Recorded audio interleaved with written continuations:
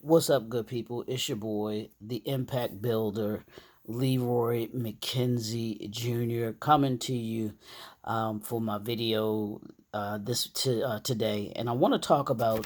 I'm gonna jump right into this because I've been dealing with this for a minute now, and I think it's a very important kind of topic that needs to be addressed when it comes to businesses, entrepreneurs, and understanding the importance of customer service, the importance of follow up, the importance of communication, the importance of processes. And I want to talk about those really quickly today when it comes to your business, and your brand. The brand you tip of the day for today is just about those things that I just listed for you, those four things that I just listed for you: your processes, your customer service, your follow up, and communication. Those are just four very important things that you must do. It's not even a should I do it, can I do it. They are a must if you are to be a successful entrepreneur. These are just four keys to making, to affecting your bottom line and increasing your bottom line, to increasing your brand, to increasing your influence in your particular industry. These are four keys that you will certainly need to hone in on. Make sure that you are doing these things. And let's start. I'm going to start first with the processes. You want to make sure that you have in place internal and external processes, so that you as a business, you as a brand, you as a business in your particular industry, when people come to you, from the initial phone call that you may get or that you may make in order to be able to get a client or customer, all the way through and to what I'll talk about, the follow up. You want to make sure that you have a process in place. You want to have systems. Notice I said systems in place in order to be able to do the things that you need to do. How do you initially connect with a client or customer? Was it a referral? Was it a an email that you sent out? Do you have an email database that you're able to actively and consistently use to be able to drum up business for yourself? E-blast. Are you doing, i.e., videos like this to be able to where every day or however many times you may have it set up that you're doing videos or that you're doing posts for your social media platforms?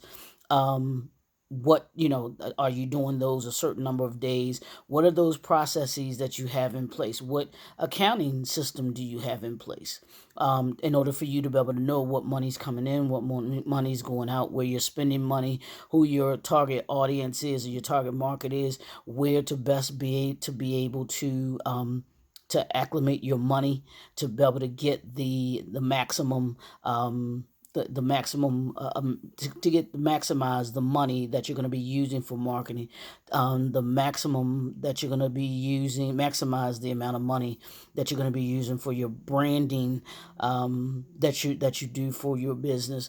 All of these things are part of your processes, making sure that you have a processing system in place. Too many of us, I think, take lightly the um having these things in place, the processes in place.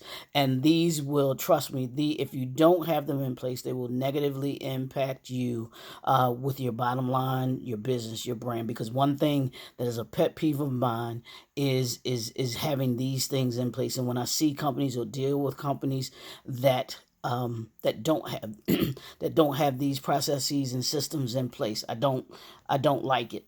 And it will cause me not to do business with you if you don't have them in place, because I can tell whether or not people or whether or not businesses and entrepreneurs have these things in place. One, if you have the processes in place, and then two, your customer service. How do you treat those customers and clients that you deal with on a day-to-day basis? Do they feel as if they are someone that is important to you. That it's not just about the dollars that they spend with you. It's not just about they're a number or a dollar sign to you, but you actually take the time to be able to treat them as how you would want to be treated when you when you are a customer. One of the things that I learned um, when I with other businesses, or when I'm going into a business, I think of and think about how I want to be treated. I think about how I want to be treated.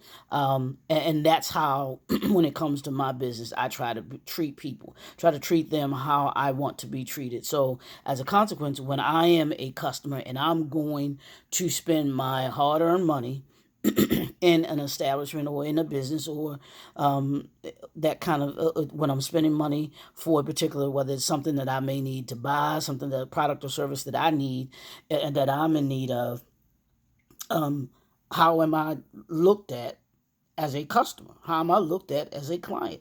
Do they value me? Do they value the money that I'm spending with them? Or as Bishop T.D. Jakes says, I'm not going to beg you to take my money.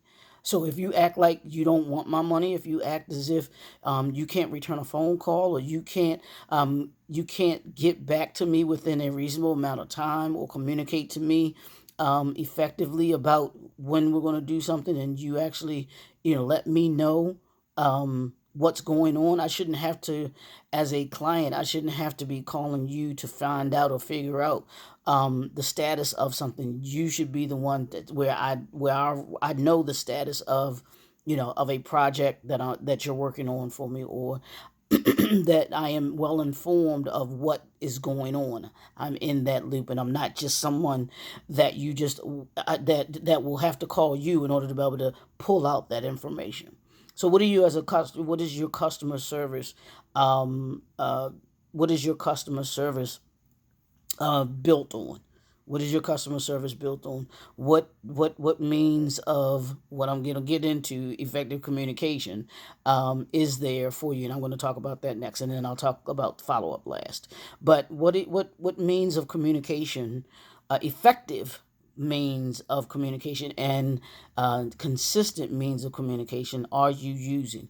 Are you emailing back in a reasonable amount of time to your clients or to your customers to let them know the status of things? Are you in a reasonable amount of time giving updates for projects that you may be working on? There's nothing worse than as a customer or client, you're trying to get a particular project done, and the contractor or the person that you are that you are that you're getting the work done from, doesn't effectively communicate to you what's going on, what the status is, or anything like that. You want to make sure that you are communicating, whether it's email, text message, phone call, whatever means that you have for that, to be able to get the message to your customer, to your client, what the update is, what the status is of a particular project. And especially if something has been delayed, or if something has been pushed back, you want to make sure that they are aware of it. You want to make sure that they know, hey, a time, date that something is going to be complete, or even an estimated time, date that something is going to be complete. Because if you don't, you will lose a customer or customers, because trust and believe, I've had a number of my contractors or people that I've hired to do work for me, and I can't or will not refer them out to other people, because I can't trust their communication. I can't trust that they're going to be able to do the work that not only that I'd hired them to do, but the work that they may be doing for someone else. So you want to be cognizant of that. You want to be cognizant of what people are going to say about you to other people. Can they refer you to other people?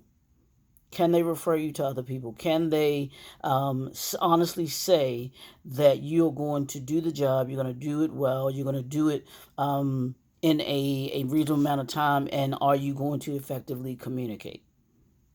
So that's the third thing. And then the final thing is follow up. Follow up, follow up, follow up, follow up. You want to make sure that the work that you did was completed in a manner that was pleasing to your, to your customer or your client. You want to ask them, did I or did we meet your need? Did we exceed your expectations? One of the things that I noticed and that I like about when I've gone into Home Depot, was I had just arbitrarily several of their workers. They asked me, "Did you find everything that you needed today?" They've asked me that. Just me walking down the aisle, they'll ask me, did you need any assistance, or have you found everything that you needed today? Even when I've gone to the cashier, they've asked me that. Did you find everything that you needed today? And I've only noticed of only two businesses or two companies that have done that. Where I've noticed that actually three. I'm gonna say three, and I'm gonna give you the three. That was Chick-fil-A, who their customer service. You want to talk about customer service and the epitome of what customer service is. Go to a Chick-fil-A. Go to a Chick-fil-A. That's customer service. And I don't care whatever other industry that you're in, they epitomize what customer service should look like. From the minute you come in to them taking your order to when you receive your order, and asking whether or not you got everything that you wanted to order today. I go into Giant, they ask you all the time. Every cashier will ask you, did you find everything that you needed today? Did you find everything that you needed today? And then, like I said, Home Depot. Home Depot did that as well. So those are three companies that I routinely go to, that I patronize, and that because those are where I buy products from and everything like that. But they they have that customer service down pat. They have that follow up down pat to ensure that I got everything that I needed. They effectively communicate. The customer service skills are off the chain, and you can tell that they have whatever processes that they have in place in order for you to be able to get everything that you need. So it's imperative that you have those four staples in your toolkit of being able to effectively not only meet the needs of your clients, but exceed their expectations. And that's what processing systems do you have in place? What customer service system do you have in place? Or have you imparted into the culture of your business? Your communication skills, how are you effectively communicating with your internal customer, which would be your employees, and your external customers, which are your clients that come in? And then the follow-up. How do you follow? Are you following up with your customers to make sure that you met their needs? And then two is if you've exceeded their expectations. And then three, is there anything else that you can assist them with?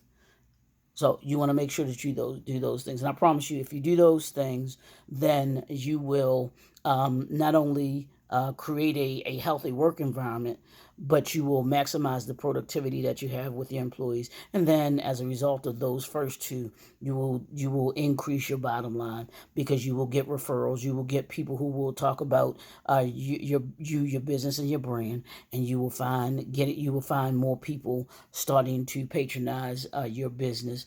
You will find other more people that will become your clients, just because of that very thing, and how you treat them and how they feel that they're being treated. So that's my tips for today.